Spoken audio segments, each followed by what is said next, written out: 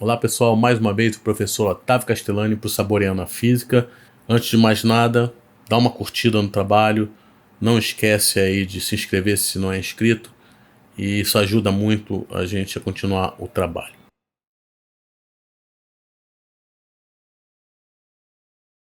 E aí que a gente já sabe, né? Quando vai chegar lá no final do século XIX, com Maxwell, ora, a luz é uma onda. E fechou o caixão, a luz é uma onda e acabou. Porque tudo em relação à luz só podia ser pensado como uma onda.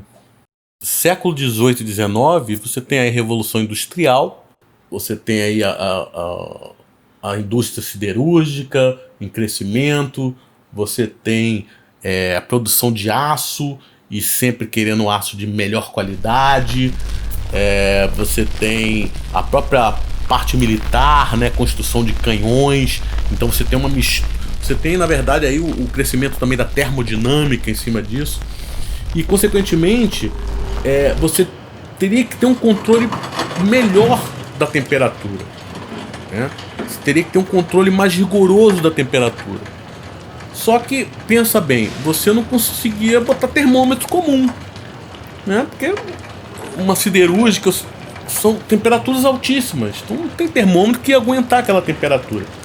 Então, no fundo, você tinha que tentar entender a temperatura, mas não pelo valor que você medisse ali com um instrumento qualquer, mas pelas cores que estavam sendo emitidas, ou seja, pelo espectro, né? Então você tinha lá altas temperaturas e você percebia que radiações térmicas eram emitidas.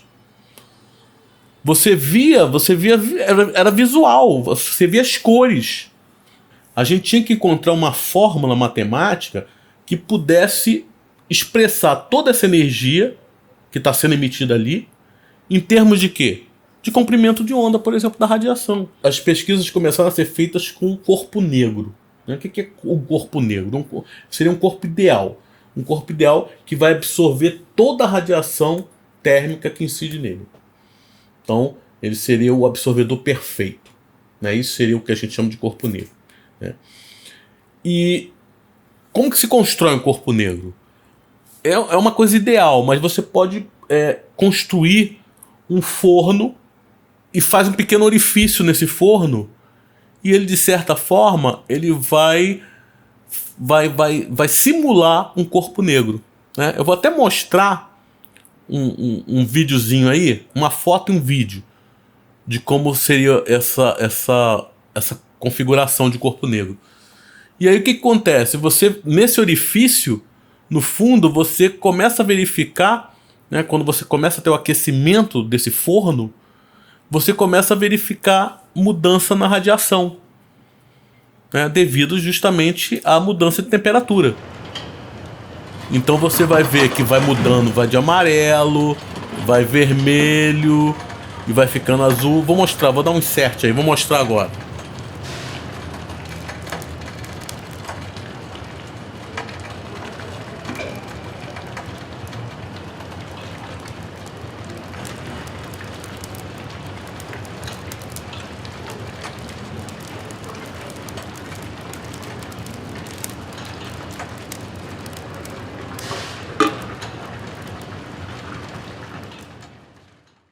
Então, quais são as perguntas que você vai tentar responder? Ou seja, qual é, na verdade, o conteúdo espectral dessa radiação? Que frequências estão presentes lá? Qual é a proporção dessas frequências?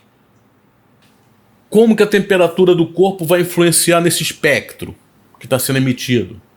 Ah, tem alguma lei que vai relacionar essas grandezas? Então, isso é que se procura. Então, você dá uma olhada aí, olha, se você olhar esse gráfico, isso é o espectro de radiação do corpo negro. Nota que as temperaturas estão em Kelvin, você tem temperaturas em Kelvin, e o que você verifica é que, dependendo da temperatura, você tem um pico em determinada região. Então você vê, para 6.000 Kelvin, você tem aí um pico na região do visível, que você está vendo. Por exemplo, em 3.000 Kelvin, você tem nessa região aqui, que é a do infravermelho. Ou seja, se tiver nessa temperatura, nós não veríamos nada. Mas claro, está emitindo radiação, mas não está na radiação do visível. Só para vocês entenderem bem esse gráfico, vou mostrar para vocês um gráfico desse para a temperatura do corpo humano. Então olha só. Aqui é o espectro da temperatura do corpo humano, em torno de 36,5 graus Celsius, né? Que é na verdade mais ou menos 309,5 Kelvin. Então aqui, só que esse programinha é um programinha que você consegue analisar em torno de 300 Kelvin, depois o próximo temperatura é 350 Kelvin. Mas aí dá pra gente entender melhor um pouco. Então olha só, se eu pegar aqui a 300 Kelvin, olha o pico onde está dando. Isso aqui é uma região do infravermelho. Nossa temperatura está por aqui mais ou menos. Por isso que a gente não vê. A gente não consegue ver a radiação que nós estamos emitindo porque está no infravermelho e é invisível para o olho humano. Nota que está bem pequenininho aqui, ó, a parte visível. Eu vou dar um zoom. Se você der um zoom aqui, nota, eu dando um zoom no gráfico, você vê que ó, a região está mais ou menos aqui, o pico vai ficar mais ou menos aqui. Nota que a região do visível está aqui desse lado, né? Então por isso que a gente não consegue ver luz, a gente emitindo luz visível, né? Justamente porque a essa temperatura está emitindo no infravermelho. Você vê, se eu for para 350 Kelvin, nota que ainda estou no infravermelho, né? Você vê que a parte visível está bem aqui, então a gente não vê. Algumas fórmulas foram construídas de maneira que conseguiam explicar esse gráfico até um determinado ponto, mas quando, por exemplo, você ia diminuindo o comprimento de onda, né, quando você ia começar a analisar pela redução do comprimento de onda e o aumento das frequências, o que acontecia é que o resultado experimental não batia com a tua previsão teórica. A tua previsão teórica para resultados que vão diminuindo o comprimento de onda, ou seja, aumentando a frequência, elas iam infinito. Elas davam energia infinita.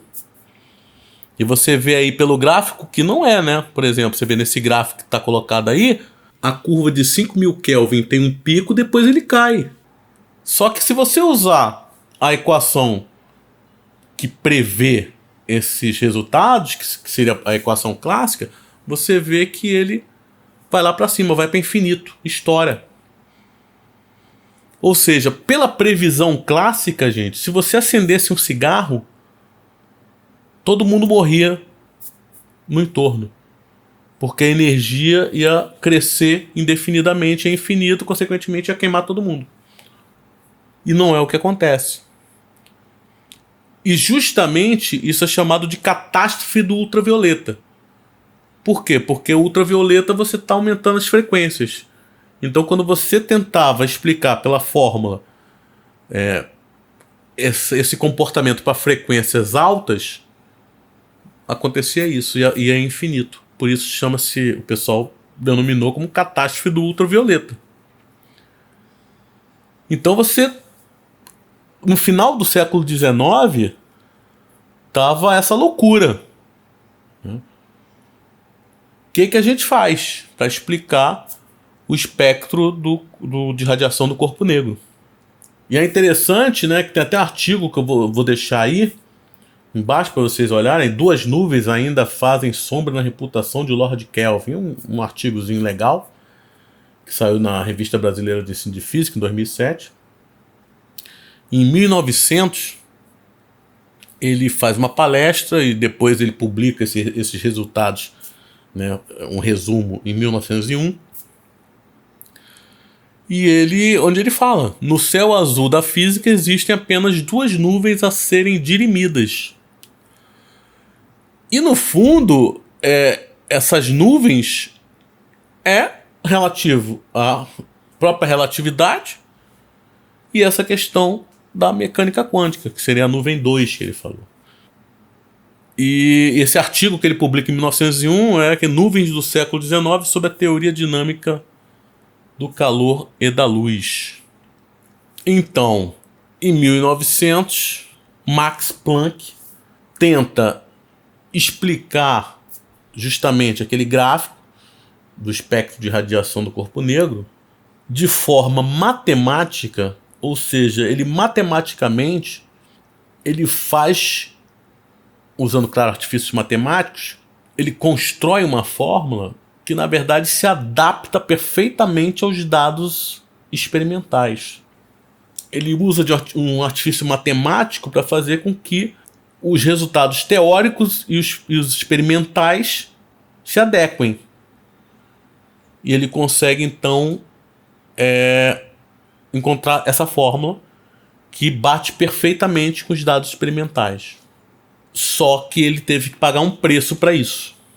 A partir do momento que ele constrói essa fórmula, ele só consegue explicar esse gráfico, ou seja, essa emissão de radiação, imaginando que essa radiação não seja emitida de forma contínua. Ela tem de ser emitida em partes, em pacotes, em quantidades fixas. Isso é uma loucura de se pensar, porque a partir do momento que a luz é uma onda, né? A radiação é uma onda. Não tem porquê essa onda ir em pedaços. Como assim? Em pedaços? Em partes? Mas não teve jeito. A única maneira de os resultados experimentais e as previsões teóricas baterem era fazendo essa hipótese de que a radiação emitida era em quantum. Era um quanta de radiação. Né? Quanta é plural. Quantum singular. Então a radiação era um quantum, depois era um outro quantum, era em partes. Era em quanta de radiação. O próprio Planck, ele não aceitou muito bem isso não. Ele fez, na verdade foi um artifício matemático que ele fez. Né? O Planck depois, ele em cartas, ele fala que na verdade foi um ato de desespero. Ele ter que fazer essa hipótese de que a radiação era emitida em pacotes, né? De forma discreta. E isso quebra totalmente a física até o século XIX. Né? O pensamento clássico é quebrado totalmente. É uma verdadeira revolução a hipótese do Planck. E justamente a partir daí, você agora não tem mais a certeza de que a luz é uma onda. E aí? E agora? A luz agora, ou seja, a radiação, não se comporta mais como uma onda. Não é um fenômeno ondulatório. É um fenômeno até agora que ninguém sabe o que é. Que negócio é esse? Um quantum? Uma parte de algo que está se propagando? É confuso para a cabeça do físico clássico. Um fenômeno totalmente novo. Ou seja, a luz não é mais uma onda? A radiação não é mais uma onda? Como assim? Então é isso, galera. Próximo vídeo, a gente vai continuar com esse debate.